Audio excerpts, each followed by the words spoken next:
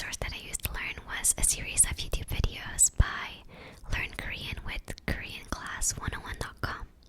I'll be linking everything in the description. And in those videos, what I really liked is that they go over around 5 letters at a time, so you don't feel too overwhelmed. And they also show words, like they show words with the letters that you've already learned. So I just find that it's the best way, because there's some videos that show just everything in one shot, and I think taking time to digest, especially since it's so different than probably any language that you know, well, personally that I knew. So I think doing around 5 to 10 letters per day over a few days is really better than trying to memorize it and then feel bad that you can't memorize it in 1 hour because some person on the internet said that it's so easy. I didn't think it was like crazy easy to learn, because it is different. So yeah, I would say when you have time to just watch 1 or 2 videos, then write down the letters, and as you're writing down the letters, just like try to associate it with the sound instead of the English equivalent. If you can do that in the beginning, you're already like way ahead. Because relying on romanization is one of the, I could make a whole video, but like it's one of the worst things that you can do. As soon as you stop associating the Roman letters with the Korean letters, you can learn better. In my opinion, I'm not an expert, but most people say that, and that's also one of the reasons I really like the next resource, which is what I mainly use to learn grammar, and that is drmeankorean.com.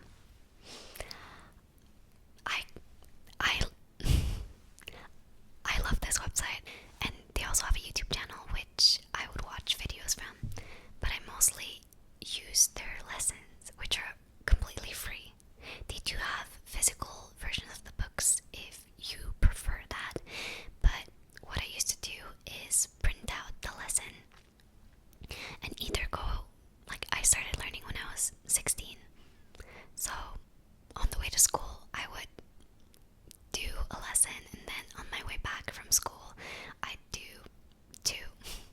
So talktomeankorean.com is absolutely my favorite resource that I used, and I don't think I'd be where I am today if I didn't have that available. First, get a really good grasp of grammar, because I personally think that rather than learning a lot of vocabulary, understanding the grammar is the essential part, since when looking at a sentence, you'll be able to tell, oh, this is something that's connecting these 2 sentences, and it means that this, but da-da-da, or this, so da-da-da. So it makes it easier to actually spot vocab later on and to see what you don't know in a sentence, and to not get confused later on. So I'm gonna stop rambling, but it's an amazing resource. I recommend it to anybody that tries to learn Korean because it's free. And I did buy one of the PDFs just because I wanted to support them at least a little bit for like everything that they've done. Each lesson has a podcast associated with it, so while you're doing the lesson, you can listen to them and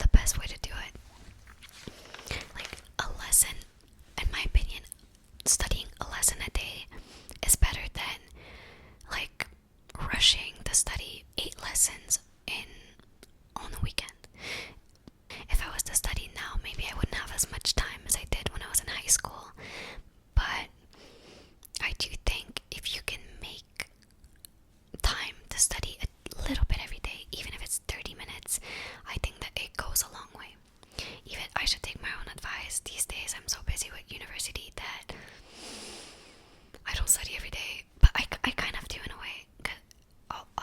I'll get to the other tips later on. But yeah, so I would recommend, if you have time, 1 to 3 lessons a day. Keeps the doctor away. 1 to 3 lessons a day from talktomeangreen.com, and to just write them down and to say the sentences. And in the sentences, if there's words that you don't know, to repeat those words. And I don't know if I can find it now, but yeah, I used to write them on the side so that it would be kind of like a mini dictionary. And I eventually had like a lot of books where I would just list out vocabulary and then sentences, but I'm getting ahead of myself. So yeah. And I also had another one. And also about the handwriting, I wouldn't be too concerned at first. Just naturally, by writing a lot, it just increasingly gets better. Now, next, something that I did since the beginning that I found to be really helpful was to keep a diary. I would write either thoughts about the day or just random sentences with the words that I learned. It's not only a good way to practice, but also when you're thinking and you say, I went to school today, I was very tired. Simple sentences like that. If you don't know one of the words, you can look it up, and then when you reread your diary, you'll be like, oh, this is how I say this. This is how I say this. And like in a diary, you kind of like it's a lot of self-reflection. So it'll eventually help you to start thinking in Korean. But I'm saying these not in order. I'm not the best at this. But learning Korean is something that I hold really dear to my heart, and it really changed my life. But yeah, to show you my handwriting. I don't remember what I wrote in here. Hopefully nothing bad. So this was my handwriting in the beginning, and it would take me so long to just write like basic stuff, which is completely normal. Take your time. But just in a couple, I don't know if I can show. In a couple of months, my handwriting, I used to write really small at some point. Now it's not like this anymore, but yeah, you can see the difference just by writing. I know some people would rather just speak it instead of writing, but it really helps to retain the information that you're learning, and it's a good reference point to go back to. So after getting a good grasp of grammar and starting to collect vocabulary, I think the most important thing is to listen. To listen to as much Korean as possible. I didn't watch dramas before, but I started watching a lot of them. And I think that helped me get used to hearing the language. And I was listening to Korean music for like a month before, but after starting to learn, I started discovering all these different groups and just all these different genres of music, and I would always listen to Korean music, because if I'm learning a language, I tend to like immerse myself in it. And that's also one of the ways that you can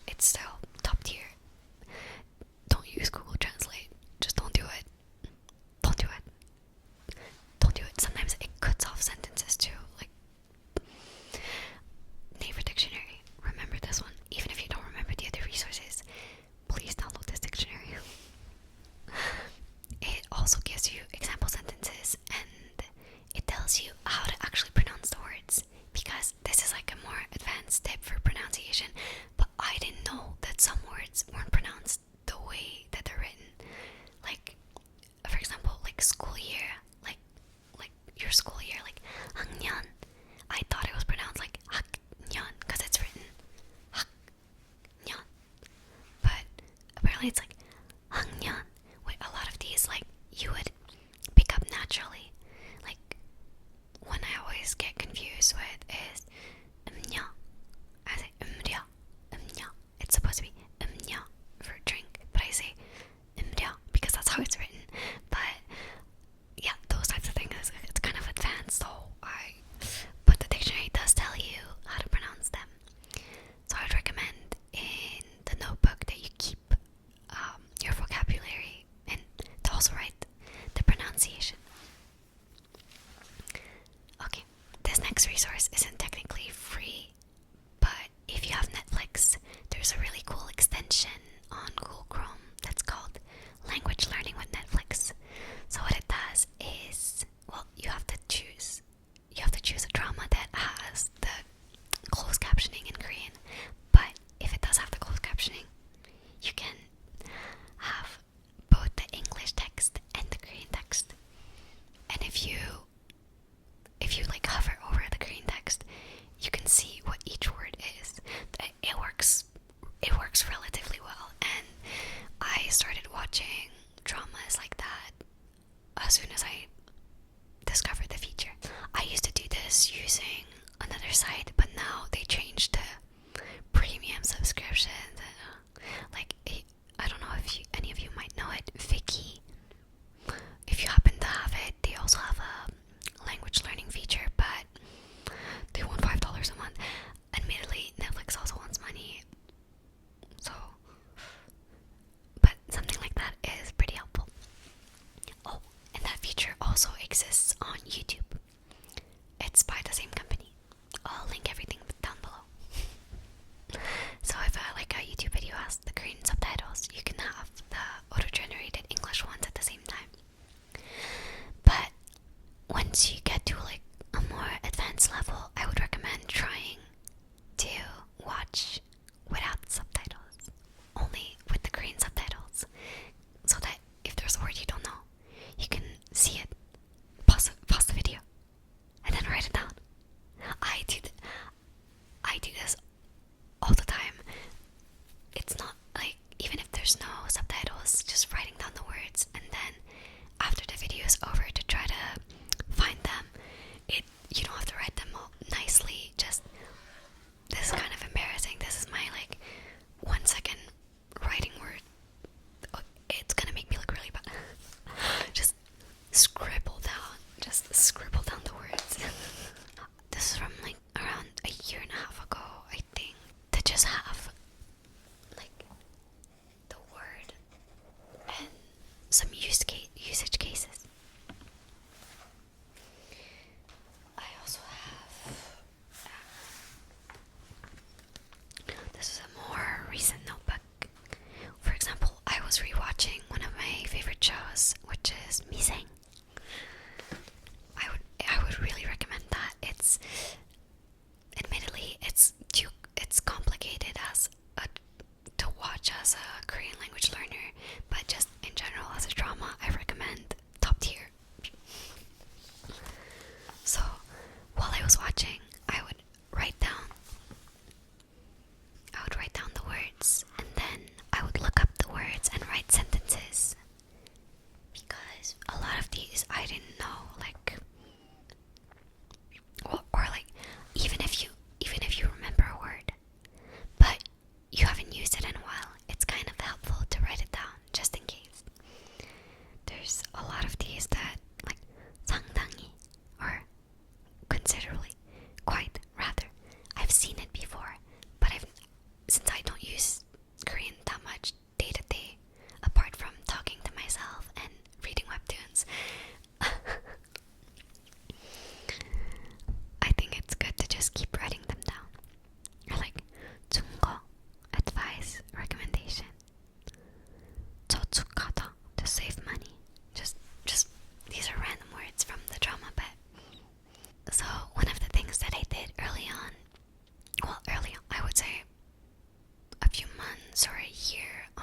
is to force myself to think in Korean.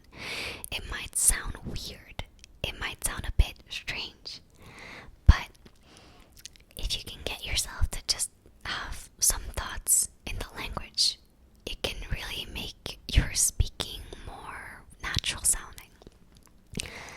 Like, I tend to do this a lot when I'm doing things where my hands are busy and I can't multitask. Like if I'm washing my face or brushing my teeth, I'll just start having just a conversation with myself about the day, reflecting just my feelings. This kind of replaced the diary option by just talking to myself, either in my head or out loud. Even if it makes me look like a bit crazy, it helps. It helps with the pronunciation too, and with just starting to internalize the language. I don't know if my English is also suspicious sometimes, but you start to acquire the language in a way. So just to give an example, like I might be in a classroom and I'm trying to study, but some people are being loud. So then just trying to have the same thoughts that I would have in English, in Korean. Like in English you think, oh, those people are so loud, why are they so loud? But so in Korean I would just think like, oh, 시끄럽다. 왜 이렇게 시끄럽죠? Like just random thoughts. Or like, again, the school example, because I don't know, school is a big part of my life. I would think, 와, 피곤하다. 집 가고 싶다. Just like, 못하겠어. 와, 지루해. 너무 지루해. 자고 싶어. Just like random small thoughts of, I want to go home. I want to sleep. I'm so tired. Makes me sound a bit negative, but not just negative thoughts, but I tend to now complain in Korean a lot in my own head from years of forcing myself to think in Korean.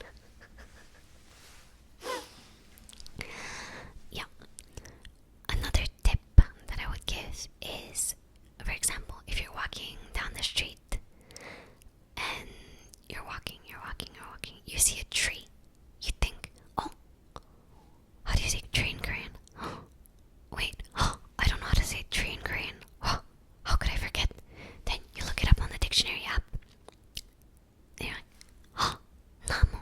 Then you repeat to yourself, 그거 나무예요. 나무예요. Just repeat. 나무. You look at the object, visualize the object, and think, 나무. Or just any object, like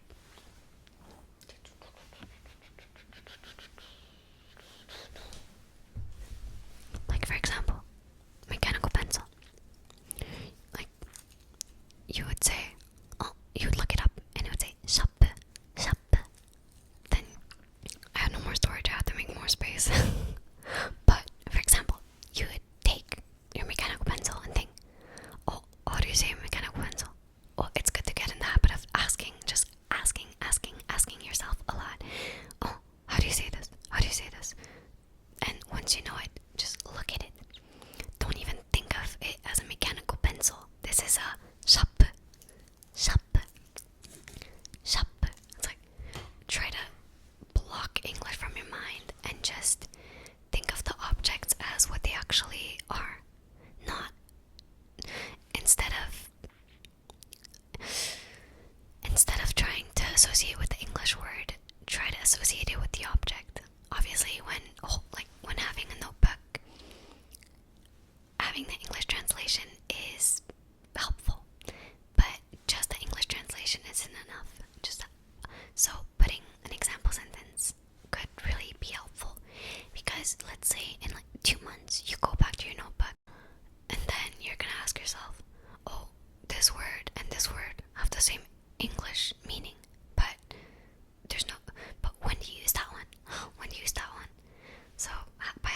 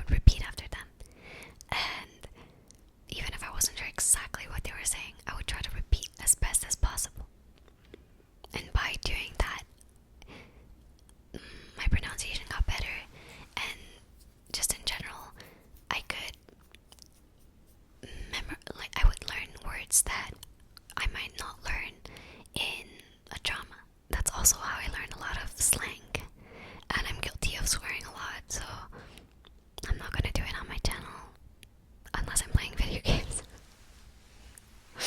But yeah, that's how you can learn a lot of the slang, and the slang always changes these days.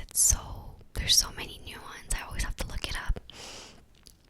Okay, so to talk about more resources, HelloTalk is an app that I used a lot in the beginning. I would post, like, they're called moments, and people can correct your writing, and you can find people to chat with. And that's how I found a good friend of mine at the time that eventually we grew apart. But talking to that friend daily really helped me improve my Korean, and I'm really grateful to her for how much she helped me progress and for all the fun times we had. And I talked to multiple people on there, which was nice too when I didn't have that many friends in high school. It was nice to make online friends. Yeah, memory lane. So I would recommend HelloTalk.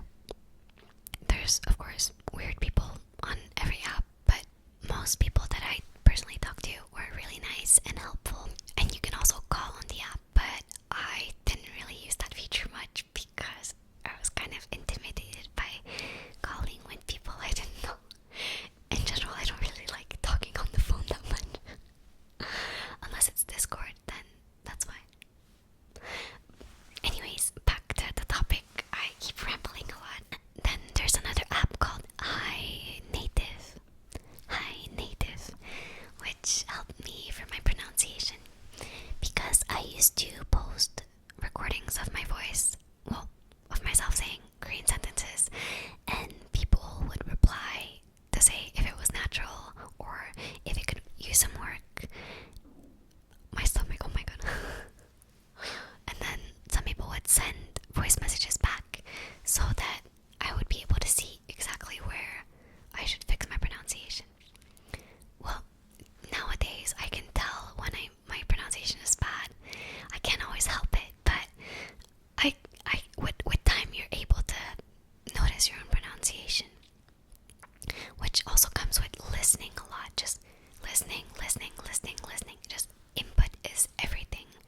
It really is everything for language learning, in my opinion, and my personal experience. So, also for songs, if you're somebody who likes K-pop or just Korean music in general, while you're listening to a certain song, have the lyrics out. You can just look up the lyrics, which I used to do that. Now I'm using Apple Music, which is like $5 a month. It's not as good as Spotify, but unless Spotify puts the lyrics feature back, I'll stay with Apple Music for now. So while I was listening to the song, I would read the lyrics, and